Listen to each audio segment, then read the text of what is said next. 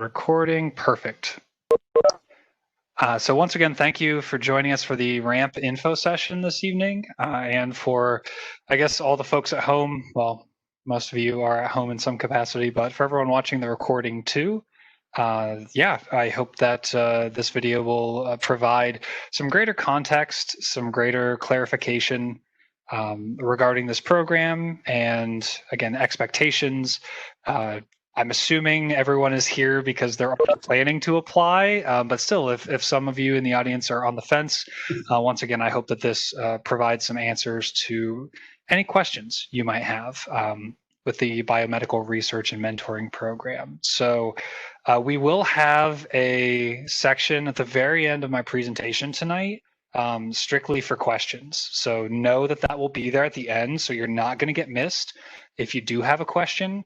But also keep in mind that I'll be covering a lot of different types of content throughout the presentation. So likely we'll be able to cover your question. But again, keep it in mind if we don't. There will be an opportunity at the very end. I will say if there's a specific subject on a slide that maybe I cover, but you have an additional question on, go ahead and throw it into the chat. Thinking that way would be best, just to kind of keep the flow of the presentation going, and then I would still be able to see that message and either address it soon afterward, or we can bring it back up at the end. So yeah, that's kind of the process that we'll run with this evening. So you can see this program we run is in partnership with Cincinnati Children's as well as UC's College of Medicine. Those are the two big players, the two primary research partners, and that's where all of these mentors will come from, where you're doing this lab work and this research. So we are going to start with some of the basics. I know quite a few of you, if you and I haven't already had conversations, you have had conversations with your other honors advisors. So a lot of you may have a fairly good idea, but keep in mind that there will be some individuals in the audience who are learning all of this stuff for the very first time. So I want to make sure to cover all the bases, make sure nothing is missed. So RaMP is geared toward all of you, UHP students. So it is any major, any college. It's not limited to specific ones. But the primary focus here is that you're interested in these types of careers that you can see on the screen, right? Biomedical research specifically, or you are going into a PhD, MD, PhD program in your future. The mentors come from quite a variety of backgrounds and sort of professional statuses, to be honest. You can see the full range. PIs, they may be postdocs, they may be grad students, they may be established researchers who have been doing, I know some of our returning mentors have been doing this work for years and years. So there's a wide range, wide variety, and we do that in the hopes that there's a little something for everybody there too. So the goals of the program are really twofold. The goals that you all are most concerned about, of course, are the experience, right? The training you would be able to get as part of a lab, being able to engage in research practices, being able to potentially do like some wet lab work, learning a lot of those basic principles, if any of you have never had any experience in a lab before. Again, that's really what you all are focused on, but keep in mind that there's an advantage to your mentors as well, right? Just like you, they are pursuing a career path, and regardless of where they might be, if they're a grad student, they're a postdoc student, whatever, they're gaining a valuable assistance in their lab, and they're also gaining an opportunity to build their mentoring skills, which I think about it is really essential and crucial regardless of the lab work someone is doing, because they want to continue to build this team, this effective team around the research that they're doing. Time commitment, I know this is definitely our first point where you all are interested to start to plan this out and what this looks like. So all the application materials, we're kicking that off now, and it's going to be going from now through mid-November, essentially. But the actual time commitment in the lab is going to be spring semester. So as you can see, 8 to 15 hours per week for the spring, and that is going to depend on the lab that you're in, the mentor that you're working with.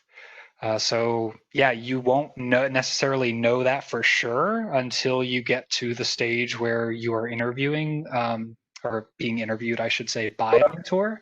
But just keep that range in mind. As you are accepted into a lab, those schedules are certainly flexible. But again, it's going to be a little bit of give and take. You will certainly have to meet your mentor's needs. But keep in mind that the mentors are people too, and they're going to try to be as flexible as they can with those hours. I know it's a ways off now, but yes, with RaMP, there is the possibility, and honestly, we encourage it, for you to become full-time in the summer if you stay on longer than that spring semester. And that is something we encourage, staying on longer than the spring semester. But you can see my recommendation, my advice on there. Yeah, treating it like a 3 credit hour course. So I know a lot of your questions, concerns about workload, like what am I expecting with this? So look at your spring schedule, right? And look at the credit hours that you'll be in and try to make that determination what's going to work best for you. If I'm essentially having another 3 credit hour course on top of this, will I be overwhelmed? Is this still a good idea for me to do? And if there's any flexibility in your schedule to maybe not take a course in the spring and then push it off for a future semester, that's something students in the past have considered too, understandably so. All right, so we have a couple of the basics down so far. As I mentioned, we do encourage you to stay with this lab. If you think about it, just like your mentors are making a commitment for you, it benefits you to make a commitment to the lab, right? The further you stay, longer you stay in this lab, the more knowledge you'll gain, the more expertise you will have, and you'll be able to build upon the skills that you've learned in your first semester if you continue in the summer or continue in the fall. I know some students who start off in RaMP, whether it's their first or their second year, they might stay in that same lab for years to come, or maybe their entire college career. If it's a good fit, that works for them, works for the mentor, then by all means, that's something we absolutely encourage you to consider.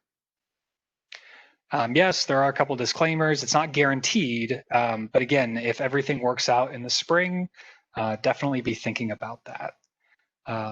And again, it's down the road, but if you're thinking honors experience logistics, then your first 2 semesters in a RaMP lab are pre-approved experiences.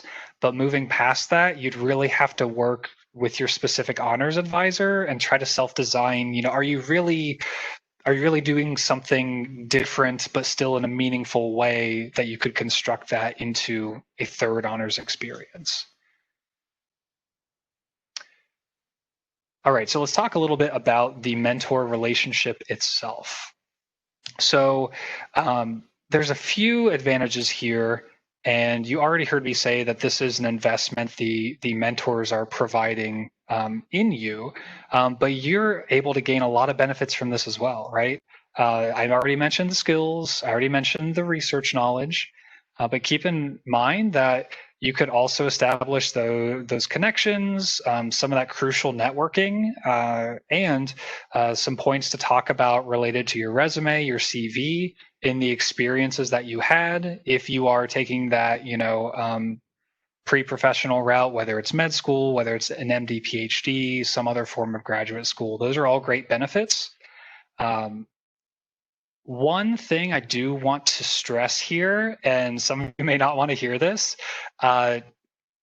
sometimes I've seen students get hung up on the specific research area, right? You might be coming into UC, or if you've been here already for a little while, you might have this one little thing that you're really, really passionate about and you would love to engage in research in.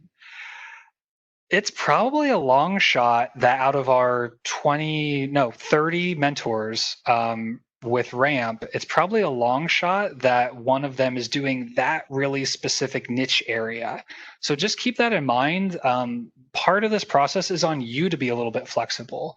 And even if, there are some research opportunities, some subject areas where you're not extremely thrilled, like this wasn't your first choice, still find something that you're interested in that might be meaningful to you, because remember that this opportunity is more than just the content in the lab. It really is about the experience and those general scientific principles and research principles that are going to transfer regardless of the specific thing you're doing. So quite honestly, I think that is one of the biggest takeaways from this session here this evening. Because again, I know what it's like when you're really passionate about something and you're hoping to do this one specific thing. It's not necessarily going to be an option depending on the mentors who are involved. All right, here. So into some logistical items. Yes, you've already seen, I think we blasted it every which way about first and second year students being encouraged to apply. It's open to everyone. Here is what you need for your application: resume or CV. So one or the other. It's not both. Please keep that in mind. The cover letter of interest. We are going to dive into that further.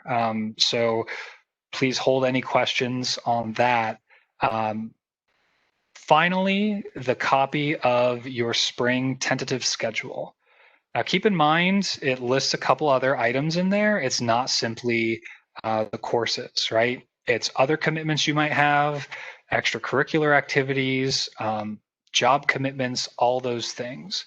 The reason that you should have that as part of your application is, like I said, the mentor is going to work with you to the best of their ability to figure out when you can come in, but they have specific requirements, right, based on their lab. The role that they have in mind for you may have to take place like in this chunk of the day on these 2 specific days a week. They're going to be flexible if they can, but this is why they need as much information from you on the front end. So keep that in mind. You will have to do a little bit of planning. And I know spring is still like we're barely halfway through fall, but hopefully each of you have your spring schedules. So just be thinking about what are the other items I need to include in the schedule before I send it to my potential mentor. And as you can see, I've listed a website down there as a nice tool, because you can just sort of like build your own schedule. I'm sure you could probably do this in Microsoft Outlook as well. Just make sure whatever you're doing when you're building a schedule and including it in your application, make sure it's clear, right, and readable and easy to understand. That's the most important thing. And part 2 of how to apply, October 30th. That is when applications will happen. We're going to talk some more about that date. But right now, yes, that's important to know, because applications will open strictly at 5 p.m. on October 30th. Now, aren't just applying to one project, or at least I don't think you should just apply to one project. That form multiple times, but look at the highlighted text, no more than 5. Right?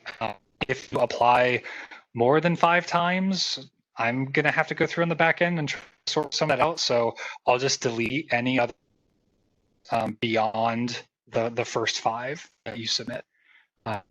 So keep that in mind. We do want to give students as great an opportunity as possible to there, like I mentioned.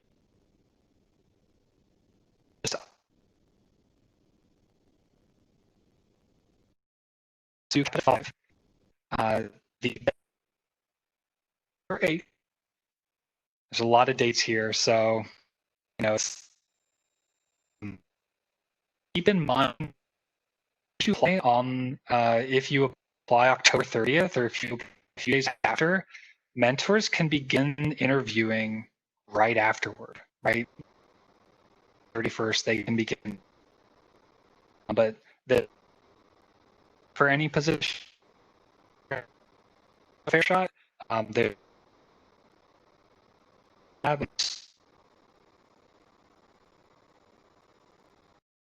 time for like they apply.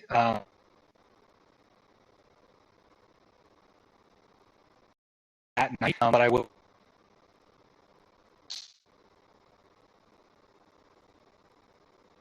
move qualifications. They want to make sure that you, because it is going matched with again those.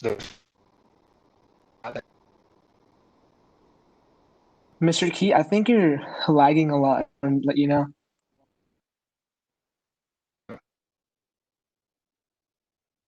I could with at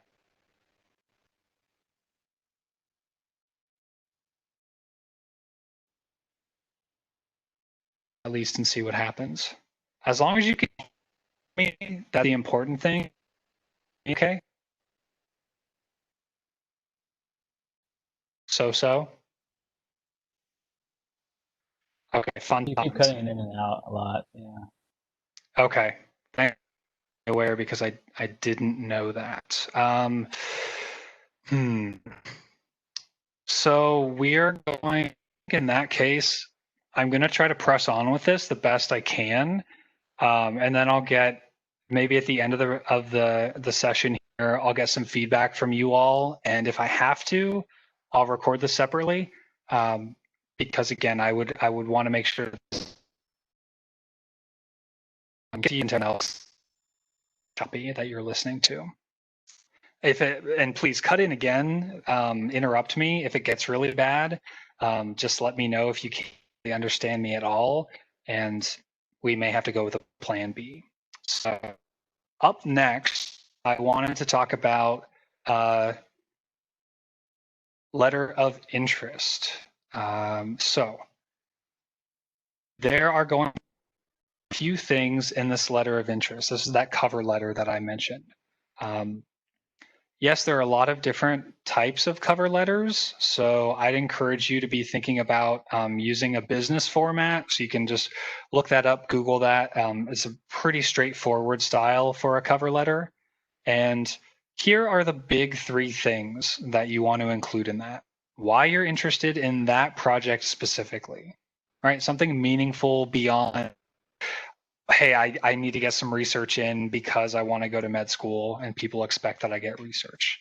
The next thing that you want is to include is if you'd be able to continue the experience throughout the summer, because as I mentioned, this is something that mentors are looking forward to. It's something we encourage with the program, that you continue to grow through that lab experience. And why should they choose you? Right? They're going to have a lot of students applying to their lab. What is it about you that should have them, bring you in for an interview? Well, virtual interview, you know what I mean?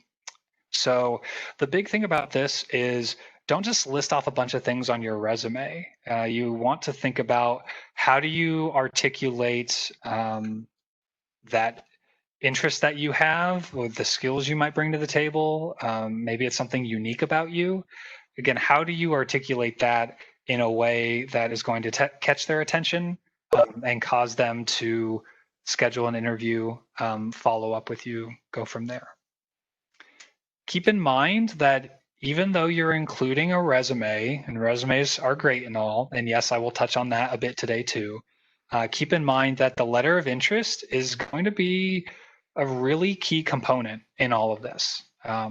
Because as I already mentioned, they'll be able to tell from reading this letter if you're genuinely interested in the research and the work they're doing, or if you are just trying to do it just because you want research, you want to be in a lab, whatever the case might be. So I do think this is something you should spend some time on, be thoughtful about, and yeah, make sure it reflects who you are as a student and as a person. All right, so from the cover letter now we move on to resumes. So this should be fairly straightforward, but again, I want to cover all of this to make sure everyone is on the same page. So you will list your education. So yes, now that includes, for those of you who are first year students in the audience, that now includes University of Cincinnati. So make sure you list your college, your degree, expected graduation date next to that degree, shows you are still pursuing it. First year students, you will also want to include your high school, your GPA there. Any relevant coursework that might apply to healthcare, the medical arena, the specific work that this lab is doing. Any of that relevant coursework can come from high school, can come from college.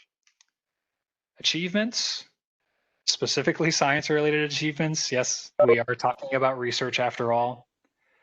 So there are some examples of that. I just saw a question. Hold on. No. That's not what I wanted to have happen. One moment. My two screens, they were a blessing and now they're a curse. Well, whenever WebEx decides to work again, I'll look at the chat. But I think the question that I saw was if we'll be able to find this slideshow anywhere. Yes, I will have it posted to the RaMP section on the honors website. So it will be up there. It is not currently up there, but I will make sure that it gets put up there in the next few days. So thank you, great question. So where was I? Yes, achievements, listing skills as well, and leadership involvement or service. But keep in mind, you do want to limit those. You don't want to just like have this extensive list because we're talking about scientific research. Please try your best to keep it within the scientific realm once again.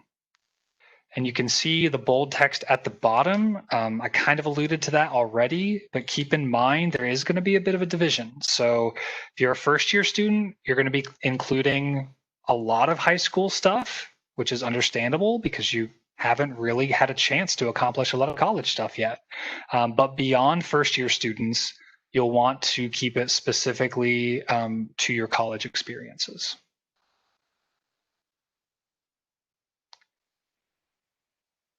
All right, so some of you out there, you may have shining resumes ready to go. Maybe you already updated it this semester with, University of Cincinnati too. I would honestly be curious to know how many people that would be. But if you've already done that, that's very impressive. But for a lot of you, I'm sure we'll need some polishing, some work. So there are some resources here. I know on campus we have the Career Studio. You can, I didn't put the URL because it's long and obnoxious. So just search those in Google or a search engine. It'll be the first thing that you find. You can find on that Career Studio page on resumes, you can find at the bottom, they actually have pretty cool like virtual tool that kind of analyzes your resume for you. And they also have virtual walk-in hours if you're actually looking to have a conversation with someone and look at the copy of your resume, get some tips, get some advice, things like that. Also consider emailing me. So I'll try to keep up with those emails as best I can. This is why I listed myself second and I listed the Career Studio first, because if everyone interested in RaMP were emailing me resume questions, it would probably take me a long time to get back to you all with anything meaningful. But just keep that in mind that I can be a resource as well if you're not making any progress anywhere else and really need some assistance with your resume. Okay, so if you recall, I mentioned we would get back to this date, October 30th. It's that important date because, yeah, applications open 5 p.m. that day, but this is what's going to be happening right before applications open. And this is the essential piece in this puzzle that is RaMP. So this is the meet and greet with mentors. You can see, yes, it is going to be going on for a whopping 2 hours. Believe me, I know how much time 2 hours is to stay attentive and engaged in a virtual space like this. So keep in mind that I'm going to be posting a schedule in advance of the mentors, their projects, and what time that they will be presenting. Each mentor is only going to be talking for 3 minutes, 2 to 3 minutes about their project specifically. So yeah, you definitely want to hear the ones who you're most interested in. But if you have conflicts, if you are just very honest about your ability to pay attention and you want to drop in, drop out, come and go as needed, that's completely fine. I understand. Some of you may also want to, very validly, may also want to sit there for the whole 2 hours and just hear from each mentor and see how they talk about their project and really see and find out some more details of the project too. I think if you're able to stay for most or all of the time, I honestly think that's really valuable because you could, walk away from a presentation like, oh, I never thought that this specific area would sound so interesting or the type of work that they're doing. Just keep in mind, just the title of a project, the title of a lab is not going to translate into the same thing as a mentor talking about it. So that's why this date, this time on the 30th is the most important next thing that's going to happen as far as RaMP is concerned. So I do hope you all are there. Again, if you're still interested and wanting to apply in this program, definitely want to check it out. All right, so we are moving through the timeline now. After you've applied, you already heard me talk a little bit about what it will look like as far as mentors will start emailing applicants, potential mentees, with requests to interview. So really recommend, I know you get a lot of emails from UC and from people at UC, but definitely make sure you are not missing their email. Check your spam folder, check just your regular inbox, maybe if it's a little messy and chock full of emails. Stay on top of it after this application period for the next 2 weeks, because that's when any mentors who want to interview will be contacting you. And keep in mind too, some of the mentors are working for children's, right? So they might have a weird looking email address, might look strange to you. And like I said, it may end up in your spam folder. So you'll want to make sure you are paying careful attention to make sure you don't miss an opportunity. During that process, after you've applied, again, if anything comes up, something is unclear, something weird is going on, I'm your main contact for this. So I want to make sure that you can contact me, as soon as possible, and I can resolve any issues, because I do want this to go as smoothly as possible for both you and the mentors. All right, so the matching process. This is the interview process that I was talking about earlier. So the mentors will send that offer email. You will want to be very timely in responding to that offer. A match is not going to be complete until you confirm your acceptance via email. And if we jump over to that number 5, you have to copy me on that acceptance. So I have to be in the loop for this to be official because I'm tracking all of this on my end. The final day that matches are established, you see November 20th. So interviews will have ended before then, but that is the last day for matches to be official.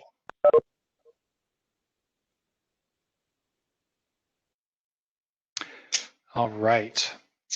Moving past the matching process. So again, in this hypothetical scenario, you have applied to RaMP, you have been accepted, you've been matched to a mentor. Now you have an orientation to attend. So this would be potentially, maybe, the next time that we talk, that you see me talking about RaMP. I actually just realized of all the information I updated on this slide, those dates I did not update. So those dates are incorrect. Please disregard those dates. I will make sure they are changed when I upload this slide to the website. But knowing these dates right now is not particularly important anyway, because when you are matched to a mentor, I'll be in touch. I'll make sure that you are aware of the orientation dates. But again, this is just to give you an idea of what to expect. This orientation will consist of a few things. There may be vaccinations that you need to receive and document in order for you to begin the work in your lab. There will be very, very likely for children's based labs, there will be a badging process. So keep that in mind. You would have to be, because you are doing this as part of a university sponsored program, you would have to go through a specific procedure to gain a CCHMC badge. And that's what's going to allow you to come and go on and off the premises of Children's Hospital and have access to your lab as well. That is probably the thing we'll spend a lot of time talking about, because badging, it sounds very simple the way that I just talked about it, but it can be a long process in terms of getting approved. And so it's one that if it's delayed at all, it could actually impact how quickly you're able to begin working during the spring semester. We'll also talk in orientation more about understanding the research in your lab. So all your potential mentors have been lovely. They've been incredibly helpful. They have passed on to me several articles each about the work that they're doing and the importance of the work that they're doing. So I have these articles that I will disseminate to you once you are matched in a lab so that you can read, gain some more perspective, gain some more context about that work. And finally, we'll have some general expectations. There is a contract that you will be given that you will sign with your mentor and that we will sign off on as well. So it's, around general conduct in a lab setting. Most of the items I would hope wouldn't surprise anyone, but I think it is meaningful to have like that actual artifact of a paper contract that you are beholden to. And yes, in case you couldn't guess already or didn't pick up on this, I am the primary contact for the program. There is one big thing that I realized I was leaving off as well. So before any questions, I want to say this. You heard me just talk about badging, right? And physically being in person in the labs. This is a question I got from a student actually earlier in the week, and it was a phenomenal question because I want to make sure all of you are aware of this coming into this application process. I know that many of you are at home. Many of you have classes or a semester that's fully online. So keep in mind that the majority of our labs are in person for the spring. Out of the 30 placements, a total of 8 of them are virtual. So that, of course, doesn't disqualify anyone from this process, but I do just want to let you all know that up front. I'll indicate that in the projects so that, again, if based on your location, based on your ability to come to an in-person lab, if that's not an option for you, then you'll be able to select only the virtual placements to apply for. So keep that in mind. And of course, if anyone hearing that from me who is thinking about going in person is concerned, again, keep in mind these are scientific labs. They will take every precautionary PPE measure that is needed for you to do that in-person work in collaboration with your mentor. So with that said, let me open it up to questions. And I feel so embarrassed that I don't understand WebEx right now, but if I miss questions, could someone tell me which questions I missed? I literally cannot find the window to open up right now. Hello, this is Hello. Hey, Grace. I have two separate questions. One is, can you connect to a mentor outside of the 20 or so that are I guess part of the program? So could you connect with someone externally and then have that be a part of RaMP? So If I think I understand your question, please correct me if I don't. So if you are going off on your own, you know someone, you have a connection, there's someone who works in a lab who can take you on, then that in itself, you could design as an honors experience in working with your honors advisor. So it, in a way, doesn't need to be part of RaMP. Since it's completely outside of that realm, there's no need to make it more complicated than it has to be. I would say if it's something you want to do and you can do that research and work with your advisor to self-design it into an honors experience. Okay. And then the second question I had was, could you add any like additional documents than the resume and that cover letter? So those are the only things that you'll be submitting. So cover letter, the resume or the CV, and the final thing was the schedule. Yeah. Okay. So we just keep it specifically to those documents, so that way everyone's applications can be somewhat standard. Okay. Thank you. Yeah. Thank you. Other questions?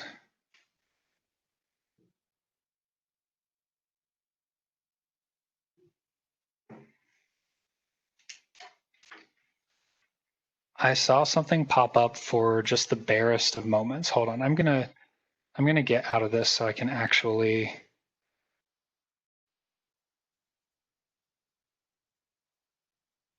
maybe actually respond.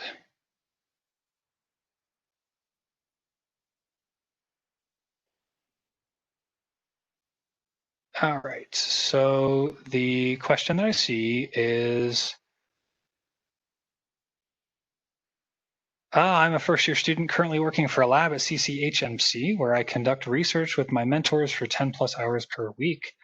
Awesome. I get paid for this research where the majority of the time I research and only a fraction of the time I facilitate the lab. I already have a badge. Great. I'm already a part of with the same mentor and getting paid. Ooh, that is quite the question. Himanshu, that is quite the question. So I think, I honestly don't know the answer to that off the top of my head. Okay. Because you're already participating in the research, it in a way is similar to my answer to Grisha's question about if you're already doing the work, you could turn the work into a self-designed honors experience rather than having it be related to RaMP. So if anything, I would say, let's talk about that further because I saw that you just set up an appointment with me. So yeah, let's discuss that further and figure out like what would work best for you. Awesome, thank you. Yeah, I just wanted to put the question in the chat because I think it'd be better. Yeah, absolutely. Yeah, thank you.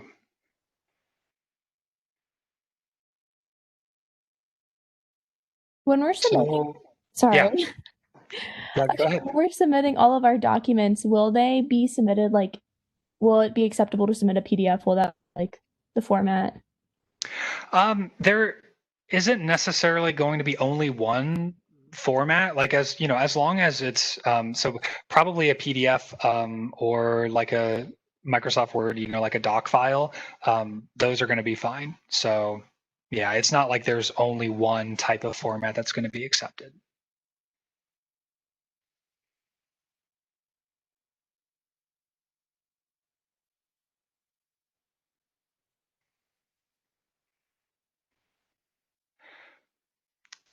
Other thoughts?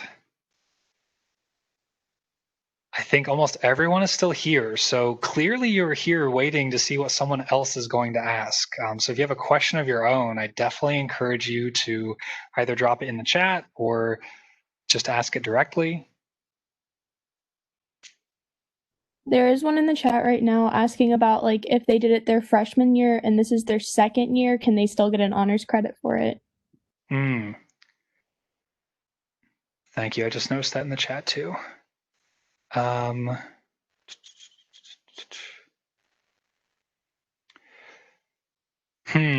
John, you could You could potentially. That's going to be my answer for now. You could potentially do that.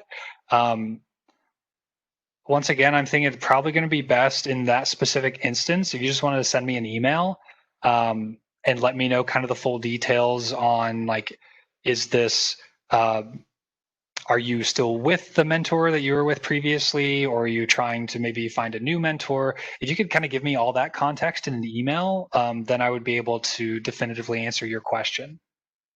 But I want to make sure I can get to these other questions as well. So I see Ashley.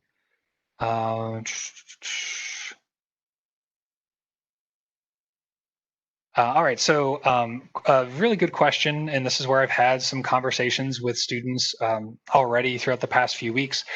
So the question is around how many positions are essentially available through this process. And also, what are my expectations in terms of how many people apply? So great questions. You heard me mention that there are 30 mentors total. So that's going to mean that there are 30 spots available. Unless on the off chance a mentor makes me aware that they actually have the capacity for more than one student, that does sometimes happen, but it's relatively rare. So my answer for the first part is there's probably going to be 30 spots for this year. In terms of number of students applying, we typically have more students apply to RaMP in any given year than we have spots available. For this year, I'll be completely honest. I expect that the application volume is probably going to be a little bit higher, simply because we have had maybe returning students at UC who canceled their summer plans, or had to cancel their summer plans due to the shutdown, the pandemic, and so now they might be looking at this where maybe they weren't looking at this previously. So I think the volume will be higher. How much higher? I can't say. I suppose I'll find out when the applications actually start coming in on 30th. But I absolutely believe that every one of you, and I'm assuming you hung around to the end because you are interested in doing this, I definitely think all of you should be applying. And again, you are making sure you're putting as much effort as you can into crafting that meaningful cover letter, making sure your resume is good, and picking the labs that make the most sense for you. Because even if you're not able to match to a mentor this year, you heard me say it multiple times in the presentation, this is a first and second year program. Last year, we had a mix of first and second year students, and I think we had a few third year students as well. So this isn't like this is your only opportunity type of thing either. All right, more questions. Awesome. There isn't any sort of preference. No, there isn't any sort of preference. Again, this is designed, I think probably the best way to understand it is because this is designed as an introductory experience, that's why we talk so much about first year, second year students apply. Because of that focus. And I think for the most part, mentors, they come in with a similar focus because they know like our expectations. But again, that doesn't mean that, only first year students are going to be selected or only second year students are going to be selected. I really believe that the mentors are going to select the best fit for them, which is based on all the application materials that I've already talked about. And so if any of you miss out, you're not able to be matched for a RaMP position, where would you suggest looking for research? There's a lot of possibilities there.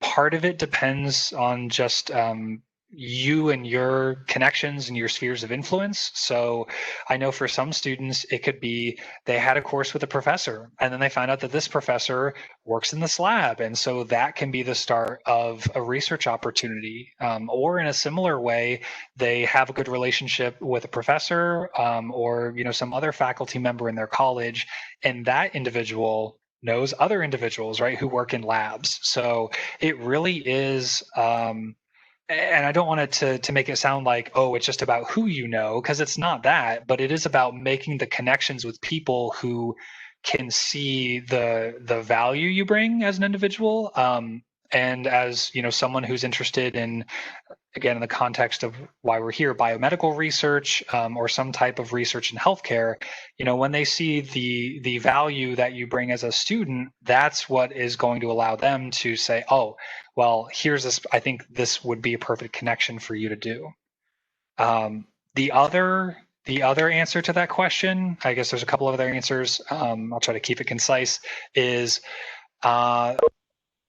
this isn't strictly for biomedical research, but just in case anyone is interested in more of like the humanities or sociological side of research, we have another program. My wonderful colleague, Marcel, if you know him, if he's your advisor, he runs called UHP Discover. So that is something that takes place in the summer. It had happened this past summer entirely virtually, so that's another option for this upcoming summer. And I know like some of my med-sci advisees in particular have taken advantage of both, right? So someone has done RaMP and then they decided to do UHP Discover in the summer semester. And then finally, my third part of that answer for you, Laura, is there is also it's a little too soon for me to be saying this, but I am hopeful. There's a nonprofit group that's been started by students on campus called Brainwave. They're not quite yet to this ability, but I'm hopeful that in the near future, their goals are they actually want to design like an app or a website where they can easily match interested students to research opportunities, because the trouble with UC is it becomes so siloed, and so it's hard to say what another college has or doesn't have because we're used to our little units. So that was probably way too much information, but there you go, a few different things to consider. Do we do a research project in RaMP? Poster session. Okay, I see what you're saying. So in the spring semester, and you'll get more details on this when we get closer to that date. But in the spring semester, you'll have the professional development sessions that are briefly mentioned, and you will also have a final presentation in April. This, because of the current circumstances we are all living through, that final presentation is going to be some type of virtual format. I'll tell you, last year I did it with the RaMP students. It was a virtual presentation that essentially was a narrated PowerPoint. So I may try to do something a little bit different, a little bit more involved or creative if students are up to it. But yes, there's some sort of final presentation, and that's a cool opportunity because when you are putting that out there, different staff in UHP will be able to see that and give you feedback. Your mentors and other mentors will also give you feedback. So it's really nice to have that culminating experience, but it isn't like a poster session like what you're thinking about, because us being the honors program that we are, it is very much focused on reflection, right? So what did you do in the lab, and how did that have an impact on you, and what are you doing moving forward? Thinking about that reflective piece rather than just the scientific piece. All right, we still have more time for questions. So if anyone else has them, now's the time. Hey, Kyle, I have a question. As for the structure of RaMP, are there going to be like check-ins or assignments throughout the semester to make sure that we're on track with that reflection and we're getting what we want out of it? Or is it more like do it yourself, for lack of better words? Sure. Great question. So there isn't any sort of concrete structure as you're going throughout the spring semester in terms of when you're in the lab, right? So there isn't any sort of structure, requirement that's like, hey, keep this journal, do this. But a lot of students do keep journals, right? And it may just be a lab journal, lab notebook, or it may be a little bit more reflection focused. So that's entirely up to you. The pieces that are more related to that idea of being on track that you mentioned are going to come in the form of those professional development sessions, because each session there will be some sort of opportunity or reflective exercise. And then I think beyond that,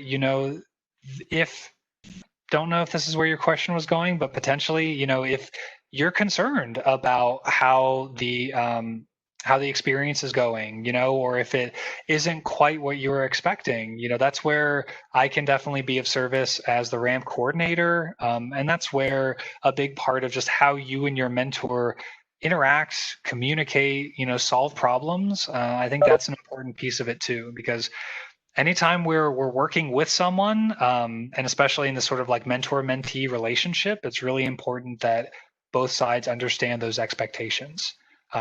So yeah, that is something that I would want to help work out, again, if experiences are just not quite what you expected.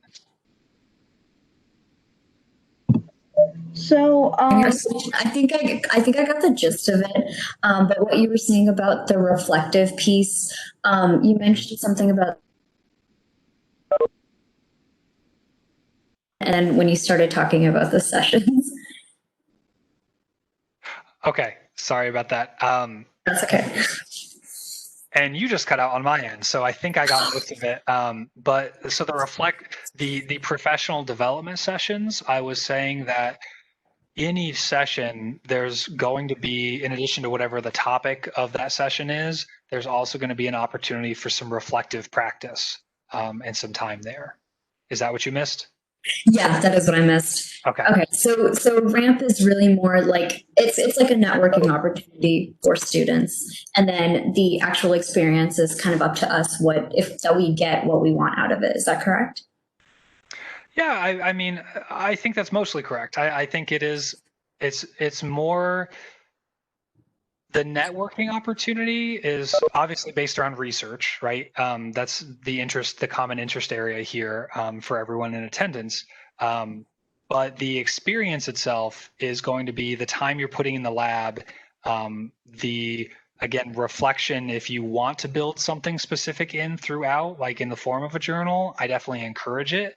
But of course, even if you don't do the ongoing reflection, you will also do that final reflection because it's part of the final presentation and it will be part of what you're showcasing on your learning portfolio. Hopefully I didn't cut out during that time. You're welcome.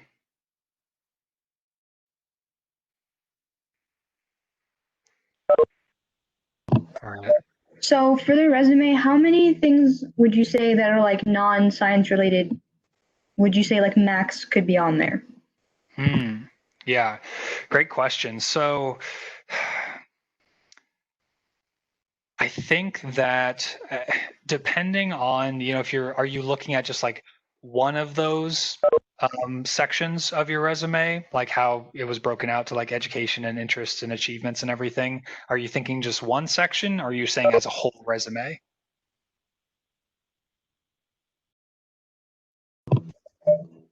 I guess as a whole resume, because I think most things could probably be moved around a little bit, just like in general, like what? Yeah, sure. So, as a whole resume, you obviously want to be able to represent yourself in the best way and to be able to include some of the important and meaningful things that you've done. I think, and I like how you brought up the point of maybe moving things around if they make sense in multiple categories, because I think it does come down to the individual categories. Like let's say, like, I'm just going to use myself as an example. Let's say I don't have any scientific related like achievements or anything that I've done, which is actually accurate because that's not my background at all. So let's say I don't have any of that I could put on a resume. So in that case, for each category, I would limit myself, right? So each category is going to be 9 non-scientific items. And in each category, I would probably only include 3 or so things so that it doesn't become too bulky. Because again, it's not going to, I think it's not going to grab the interest of a mentor in the same way that specific scientific items would. But as I said, you also want to represent yourself in the best way possible. So that's why I would make sure you're including 2 or 3, depending on what items you have there that you can list. So yeah, I don't think that it's an exact answer, but those would be my guidelines, my recommendation.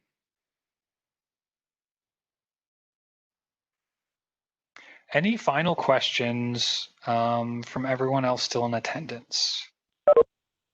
I have a question for you real fast about the resume link. I know that you guys were suggesting it be one page, but I also know like CVs should be longer. So I just like wondered what was your opinion of that?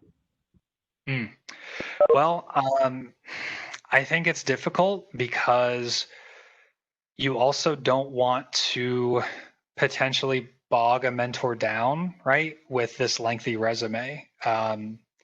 So you may not like this answer, but I think in this situation, it's up to your judgment. If you can keep it to one page, I think that's going to be most valuable because it's going to streamline it. But again, if depending on what you've done, what you want to include, if you have a really compelling reason that it's going to be longer and you feel good about that, then I would say go for it.